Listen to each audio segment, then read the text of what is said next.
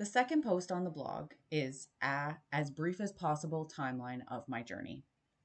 This was done as an actual timeline broken down into little blurbs on the blog. So bear with me as it's not quite as smooth for reading. I was just trying to keep it as short and condensed as possible to just give some context to future posts that I was going to do and give an idea about my history. I wanted to give an overview of my mental and physical health story up front. Writing it all out like this was pretty surreal for me, actually. Even though I'm open and I talk about it, I've never really written it all out like this in order, and it took some time to get through and get comfortable with. 1984 to 1996, an anxious kid. When I was really young, I was very, very painfully shy. I stressed about absolutely everything and lost sleep worrying about having to go places. If we were somewhere I didn't know people, then I was absolutely silent. There were times when I was so scared to go somewhere, I'd end up being sick worrying about it. I recognize now that this was anxiety, but at the time, no one would have known that. I was also always very self conscious because while my younger sister was very thin and had straight hair, I was always chubby and had curly, frizzy hair.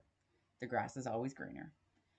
While my parents tried to feed us healthfully, what the vast majority of the Western world considered a healthy diet for most of my life has been not exactly great. My mom worked and went to night school, and we ate a lot of frozen packaged meals and boiled vegetables, and I hated water. 1997 to 1999, mental health and eating disorders. By the time I was 13, I was a wreck. I was starving myself to lose weight or making myself sick. I couldn't focus. I couldn't sleep. I was anxious about everything. And it finally got to the point where I just isolated myself from my friends and did everything I could to stay in my room. I went to doctors and we tried medication. Nothing was helping. Eventually, I was pulled out of school. I finished grade 10 via my teacher sending homework home and me doing the minimum I had to. I didn't go out to see anyone, but sometimes would just leave on a walk for hours without saying anything at all while my parents panicked. I cut myself a few times and considered taking my life with pills. My mom had me into a psychiatrist, and we went regularly. This meant she had to take extended lunches from work to accommodate the appointments that, by the time you factored in the commute there and back, waiting, often for hours, and the appointment, sometimes it took an entire afternoon. Well, she also had a pretty demanding full time job. The psychiatrist tried a couple medications. One seemed to help, but it also gave me tremors, so I was given an anti Parkinson drug with it. And then I still wasn't sleeping, so I was given something for that too. For panic attacks, I took something else only when needed, which was mostly every single day. 2000, a new diagnosis. After a couple years of trying to find a balance, it came to light that I was hallucinating and probably had been for a while.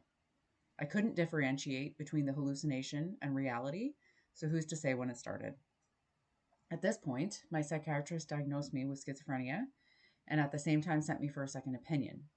The second opinion was with a couple doctors and my parents and I. They asked me a lot of questions and I answered them. I did some more brain scans, and in the end, they agreed I had schizophrenia. By 16 years old, I was told that I probably would never live on my own or be able to work full time, basically stripping me of any real hope at all. 2001, discovering stigma. The antipsychotic medication I was given once diagnosed with schizophrenia did help me. It started to give me more ability to function, and I started trying to return to the world a bit. A year after starting it, I made some new friends and started to want to be part of social groups in a real way. It was at that point that I discovered stigma. I started feeling like I wasn't normal because no one else had to take 5 different medications just to function. And me telling people I had schizophrenia pretty much just freaked them out. So I stopped telling people. And then both because I wanted to be quote unquote normal, and also because I knew those medications made me carry 10 or 15 extra stubborn pounds, I started weaning off my medication, unbeknownst to my parents or doctors. What followed was, of course, an emotional roller coaster that I would not recommend to anyone. But without all the medications, the hallucinations did not return.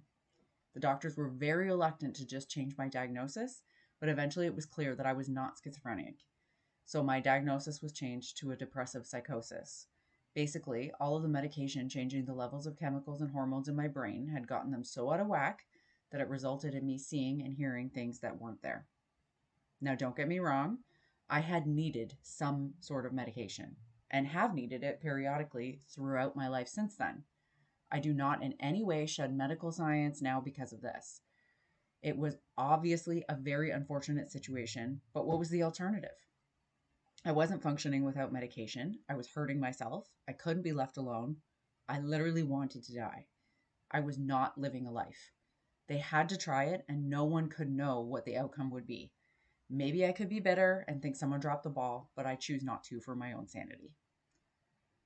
2002 to 2007, new problems.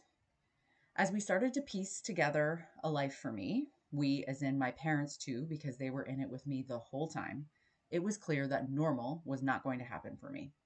I didn't do well trying to go back to high school. I was still anxious and had panic attacks. I still didn't sleep well at all. And I didn't relate to a lot of people my age. I felt like an outsider. So at 18, I decided to get my diploma through distance education instead and took a full time job that I could commute with my mom to. I never did finish high school though. I've thought several times about going to get my GED, even bought the study book a year or two ago, but it's never been enough of a priority over a zillion other things I've wanted to do. 18 was also when I started having reproductive issues, extremely painful periods, absent periods, and then excessively heavy ones that lasted 2 weeks, irrational mood swings, acne. They started removing polyps regularly, and I was diagnosed with polycystic ovary syndrome, PCOS. I developed fibroids and precancerous cells on my cervix. When I was interested in sex, it was often painful.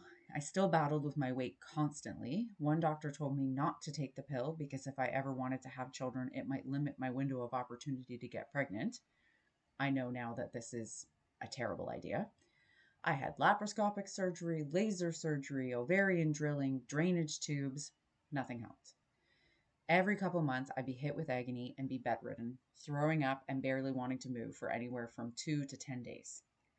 All they could seem to offer me was painkillers that made me sick and more uncomfortable procedures that had their own set of complications. So I'd wait it out and then I'd be okay again, though a hormonal mess, and do my best to carry on until the next time. It made it pretty hard to hold a job or know what kind of job I should even do that I could manage with this situation.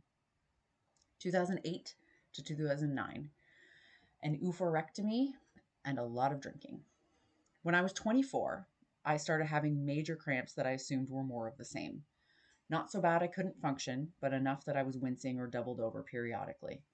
They came and went for a week until one night in the car with a guy I was dating at the time, on the way home from a family function, I suddenly knew I had to go to the hospital. That visit ended with me on bed rest with a Percocet prescription for the next few weeks, waiting on answers. This time I had to take the Percocet because the pain was unbearable without it, but I couldn't eat while taking it. I just couldn't make myself swallow. As a result, I lost 25 pounds in 3 weeks. Finally, I got an MRI and an appointment with a doctor and had emergency surgery to remove my ovary and fallopian tube. A cyst had grown so large that it had wrapped around the fallopian tube and had killed the tissue.